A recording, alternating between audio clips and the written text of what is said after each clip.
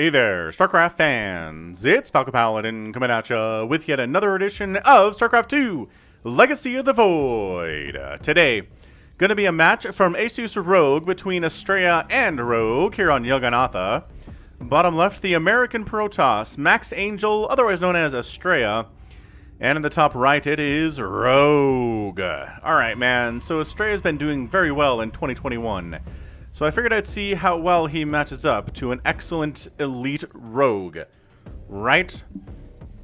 It's not an elite Zerg player, it is rogue. His playstyle is different from other elite Zerg players, and Astrea is going to have his handful with this, right? So 16, 18, 17 here from Rogue, checking to make sure that his hatch is not going to be blocked, and Astrea did not block the hatch. Very interesting indeed. What are we looking for out there? Gateway coming up at home. Gateway expand with that first gas coming up. Expansion timing soon. And so far, everything's cool. I think we're good with this. I think everyone's very happy with their position in the game thus far. Nobody seems to be under attack. It's not a worker rush, which is great. Spawning pool coming up. Gateway warping in. Nexus timing really good from Astrea. There we go. Alright, so yeah, Asus Rogue, pretty good time. So if you haven't watched the Raynor versus Cure game that I posted a couple days ago, I recommend you go back and watch that one. Okay? I just Cure won GSL, right? He won the most recent GSL, Season 3 for 2021. Insanely great player, right? Matching up against Raynor, who is an elite Zerg player. He won Katowice earlier this year. And just a total monster to deal with. So definitely check that one out.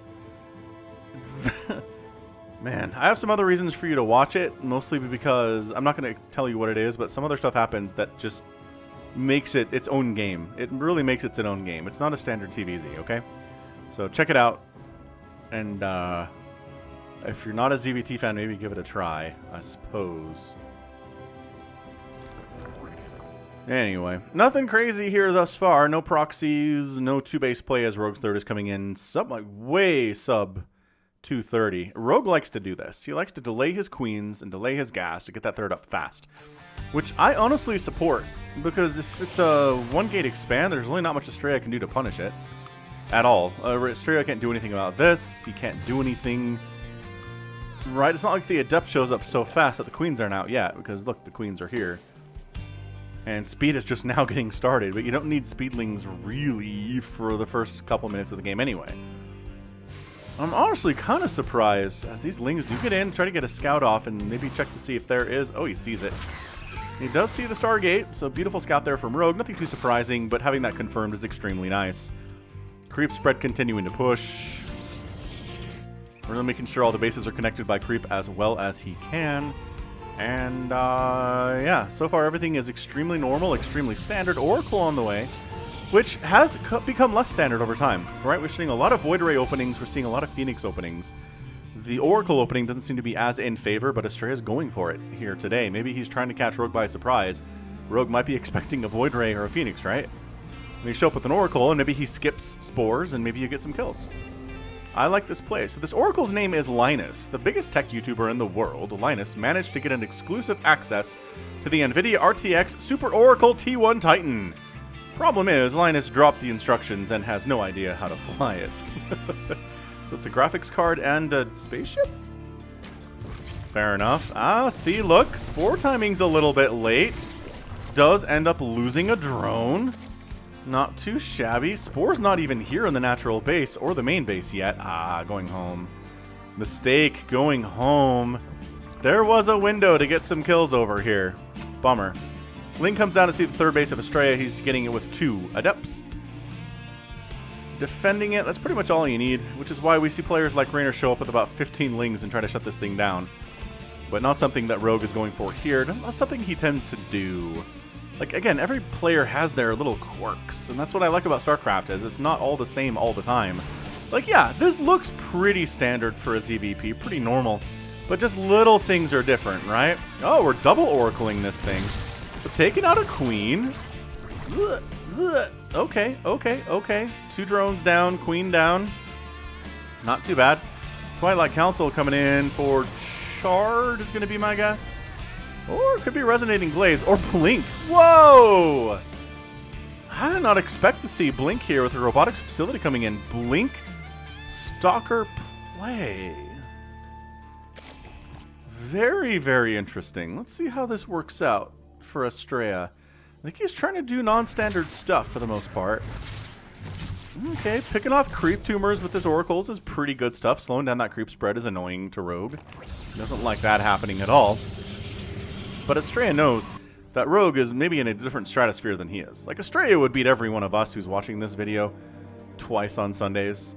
But Rogue is just another level higher than him, and he knows it. So he's going to try to do some weird stuff here. Tossing down Revelations. That's not weird. That's pretty normal, actually. Ling's cruising on down, but I mean, I don't know what they're here for other than scouting purposes. Because that is not enough Lings to do anything, and they're actually heading on back. So probably just scouting Lings, trying to see maybe where the oracles are, or perhaps is there an attack moving out. Getting that advance notice is really, really important. So Rogue does go up to about 68 workers here at 6 minutes, which, man, if I could do that. If I could get 68 workers up at 6 minutes, I'd be a happy, happy boy. Gotta work on that one, man. I try to do better. I really do. Fourth base coming up from Rogue top left. Lair is done from Rogue, and an Infestation Pit gets started over here. We've seen a little bit more Infestor play on the channel recently than we have for most of 2021, so I'm curious to see if this is going to be Infestors or if it's just going to be an Infestation Pit going to Hive, right? Or Infestation Pit for Vipers, not for Infestors, right? Yeah, Creep Tumors getting sniped all over the place here. We've got an Observer now. This is a much better way to clear out Creep than tossing Revelations down or using Adepts, because you can get out of there a lot easier. The Adepts are just a little bit easier to surround with Lings than Oracles are, obviously. And a Robotics Bay. So look at this dude not going for the Sky Toss. Fourth base is coming up pretty nicely. Ends up losing a probe, but okay, maybe that's the first Protoss blood of the day, and it is. So not much of anything going on here. Rogue maybe wants to expand to a fifth base over on this left side too, based on the creep spread patterns. Or maybe here. That's also another decent option. So, very interesting. It's 14 Roaches and 3 Ravagers. I'm not sure this is enough for Rogue. Oh, snap. There's a bunch of Speedlings too. Never mind. Alright, so that's a Blink out and then maybe a Recall out. Oh, beautiful Blink and nice Force Fields too. Disgusting play there from Astrea. Blink is so good. I had this argument with somebody in StarCraft the other day where I was like, man, Blink Stalkers are so good against Zerg. And they were like, yeah, but you just get Lings and surround them. I'm like, well, yeah, but then they blink out. And he was like, well, you still take damage. And I'm like, yeah, but they blink out. Surrounding Blink Stalkers is hard. And for how long will you have them surrounded? In that situation, did any Stalkers die? I'm not sure they did. So Astrea's macro is killing it right now. He's on 4 base just like Rogue is. He's got 76 workers just like Rogue does. Lurker Den is on the way from the Zerg. We are making Disruptors. Not much Disruptor play these days against Zerg, but I like it. Disruptors against Lurkers are pretty fantastic. We did see more of that before Protoss basically decided that the way to win these games was just Sky Toss every time. Right? So the Lurkers... How do you kill Lurkers with Sky Toss? Anything, right? The Carriers? Sure. The Void Rays? Yeah. Maybe using Phoenix to lift them? That works too. Do you have to lose anything in that situation? No. The Lurkers cannot attack air. But in this situation where there are Lurkers, it's a little bit more dangerous for Astrea's larger ground force here. Abducts are really good against Disruptors. And it seems like Rogue is doing all the right stuff here. He's got Hydras, Roaches, Lings, Ravagers. Hallucinated Phoenix seeing what's going on, seeing where the army is. Rogue is maxed out. Astrea is not, but it doesn't really matter at this point. I don't think Rogue is really able to win the game at this juncture either. Disruptors alone are going to kind of zone him out. And the question is, can the Abducts come in on the Disruptors often enough that Disruptor count is removed and lowered, and then suddenly if the Disruptors are gone, then you pretty much just die to this. Right? Nidus Network coming in from Rogue. Adrenal Gland, +1 ground carapace. We're getting Hydralisk speed, +2 missile attack. Air weapons level 1. Storm's about 60% complete. A Dark Shrine is coming in here too. Void Ray trying to kill an Overlord, but runs into Sporecrawler City. That's not great. So it's been about 10 minutes of twiddling our thumbs to this point. Rogue checks for a base that doesn't exist, and he comes into a base that he knows exists. Stasis happens. Sentries falling back, thrown out to force fields, but they're gone. Beautiful locations on those corrosive vials, though. Warping him some charge lots to try to deal with these roaches. Cannons firing in here, too. Shield battery overcharge is up at the same time, and it is forcing Rogue away. Meanwhile, playing defensively, Astrea expanding to the left side here, too. This is nuts. Rogue has taken, the base that I thought he would for his 5th. But yeah, Astrea's 5th is coming in here, too. So Astrea's keeping pace with Rogue right now. Fleet beacon on the way. So maybe he understands, okay, we're just going to do the old mid-game ground army, maybe with Colossus, Disruptors, Storm, right? All that stuff. Force the Zerg player to respond in ground form to it. And then suddenly you have 10 carriers, and maybe the Zerg hasn't quite tech switched up to what he needs to do. Yeah, 3 Stargates coming in, working on air weapons. So I think Rogue is just going to try to get as much value out of his ground army as he can right now. Also, there's a Nidus Swarm coming up inside Astrea's base. So that's some exciting stuff. Lurkers burrow in. They do have seismic spines. Their range is great. Nidus doesn't come up thanks to the Void Rays. And once again, a difficult position here to defend, losing a warp gate, losing these cannons, but Disruptors should be able to force this back. If you can get close enough. Yeah, actually close enough to get some Disruptor shots. Oh, Lurkers. Ow, okay. About 3 Lurkers die, forcing them to move back and reposition. Another Nidus comes up over here just for reinforcing purposes, I guess. Lurker is trying to tickle this to death a little bit. Lurkers do actually get in behind this base, but... oh, that one's out of detection range. Uh-oh. He's got 0 kills on him. Being patient. Astrea's not full-on rushing into this, although I kind of feel like maybe he could. Those Hydras actually supporting are pretty bad news. Oh, and he missed the Revelation toss on the Lurker. That's not good. Also, oh, DTs, though. Oh, and Observer, too. That works, too. All right, fine. 10 Lings, another Nidus Swarm going to erupt somewhere in just a second here. Keeping this base alive would be really good for Astrea. If he's going to win this thing. Storms all over the place. The Hydras are eating those. The Hydras in smaller numbers, not that great against Stalkers. And there's another great Storm, and he's actually shoving this away quite nicely. So this army, DT's clearing this out too. Trying to morph an Overseer, retreat back into the Nidus. Nidus dies. Beautifully done by Astrea. He does end up losing. What the heck killed this base? I thought he had it. He's sitting on to... what? Was it just that down? It was just that down. Oh, yeah. Okay. Yeah, so these Hydras... oh, my gosh. Last second snipe. Taking down the Nexus. That's big. Meanwhile, these GTs are getting some major wins there, too. Re-tossing it down would be really good right now, Astrea. Do you have a probe anywhere nearby, lads? Yeah, okay, gonna come down and replace it. We are actually a little bit too slow on speed. Let's jack that up a tiny bit. And okay. So, Rogue hasn't tried to take this base or this base, which I'm a little bit surprised by. He's making Lings, man. Lings, Hydras, and Lurkers. He does not know there are carriers in production right now. That's gonna hurt him. Is it enough that Astrea can win the game with it? I don't know. Look at this creep spread, too. This is the culmination of work that started, 10 minutes ago. Alright, so the carriers are forced to reveal themselves because, holy crap, this base is totally dead without the carrier support. Yeah. Shield battery overcharge actually can't deal with this many Lings against a cannon, which there are limits. Parasitic Bomb gets tossed down on the carriers because that's all that really he can do. Actually, it's not super great. Yeah, so the Nexus is going to stay alive. DTs are fighting, but there's detection available here. Where the what? What detection was available and where is it? I don't know how they killed those DTs, actually. Zealot's in great position to deal with these Lings, too. I mean, just disgustingly great position. Meanwhile, a bit of a charge lot warping into Rogue's main base. Going to kill some of his drones. Not too shabby. The Warp Prism dies, but hey. Getting 7 drone kills here at the 13-minute mark is not too shabby at all. So this base stays alive. This base is replanted. And a little bit oversaturated, but we'll put those on the gas and everything should work out in the end. So DT's in the house. 13 drones dead. Okay. Lings are the answer to DTs. I mean, pretty much anything's the answer to DTs if you can see them. That's the trick, right? Lurkers show up. Oracles burn them out of the ground, though. These oracles, some of the more effective, like, seriously, this Linus oracle is kicking butt. 10 kills on maybe. Maybe they're new. Probably new. Oracles have not died here today. Those are them. Those are the original 2. Nidus Worm coming up in the bottom right. 10 more Hydras in production. So pro tip, Hydras are not the answer to carriers. Corruptors are, as we can see here. And if you have trying to storm them and chase them away, how many Void Rays do we have? We're pumping more, but we only have 1 at the moment.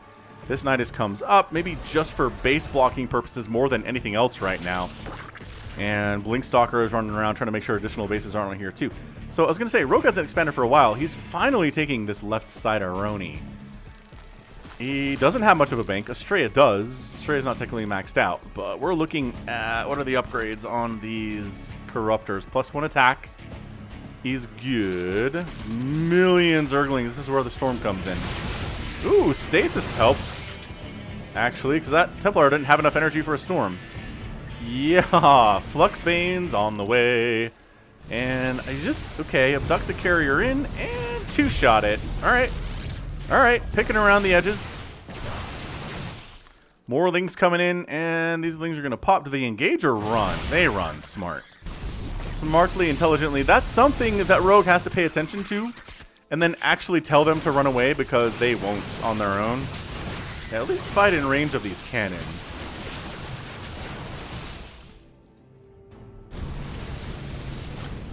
Yeah, I think Rogue is buying enough time to get up the Corruptor Ball that he needs with the upgrades that he needs to deal with these carriers. Also, this Lurker has completely shut down this left side base of Astrea's. Yeah, I mean, Astrea maybe needs more Void Rays. He's only got 3. He's making 4 at a time, which might work out for him against these Corruptors. Archons are also really, really good if your enemy is basically just mass, right? Just mass Corruptoring. Archon's getting some nice hits on them is amazing, too. Alright, Lurkers laying siege up here. Oh, Abducts cancel the Purification Novas and the Lurkers stay alive. That's a big play.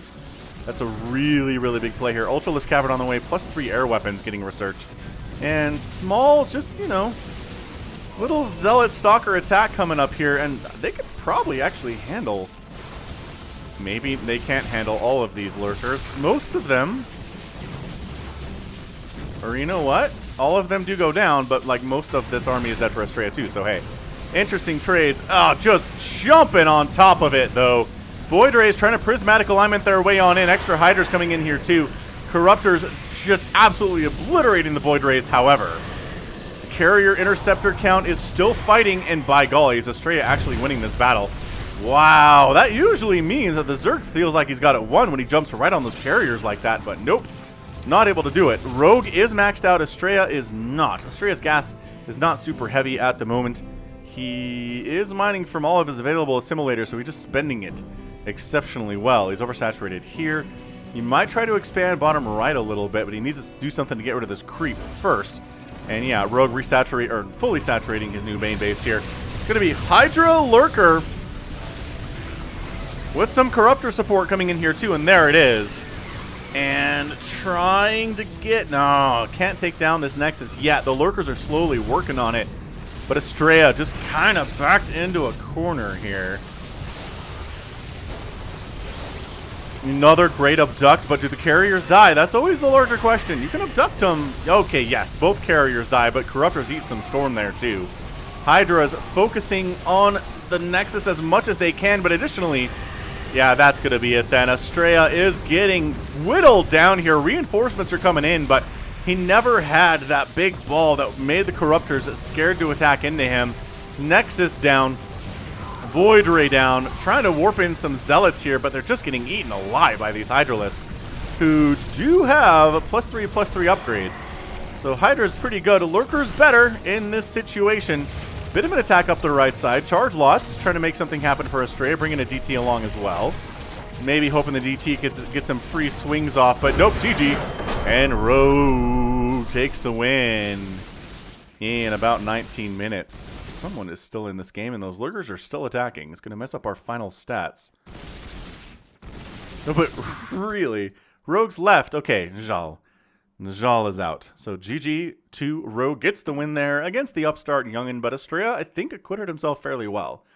Right? He did okay. He ended up basically with even resources lost against Rogue, which is why he lost. Because you need the Zerg player to lose more to beat them. But, 20 drones down, ended up killing, 29 lurkers, 33 corruptors, no hatcheries dead, which is a big, massive, big problem. If you're trying to beat somebody like Rogue, you got to kill his hatcheries. And lost 2 nexuses himself, with the third one about to go down too. 65 probes died, 7 carriers, just never, the disruptors just never really got going, and part of that was the abduct. Part of that was that Rogue recognized what was happening and used the energy on the Vipers for abduct in that situation. Abducting carriers, abducting disruptors, dodging storms as well as he can, and then using lurkers to kind of whittle down bases slowly over time, and that was it. That was the recipe. So, well done by Rogue. He is our winner today. And I think that's going to be it from me. So, GG to the Zerg, and this has been Falcon Paladin coming at you with yet another edition of StarCraft 2 Legacy of the Void. Go ahead, hit that like button, hit that subscribe if you like what you saw and what you heard today. You can also catch me on Twitter, Facebook, Patreon, and Twitch, all at /Falcon Paladin.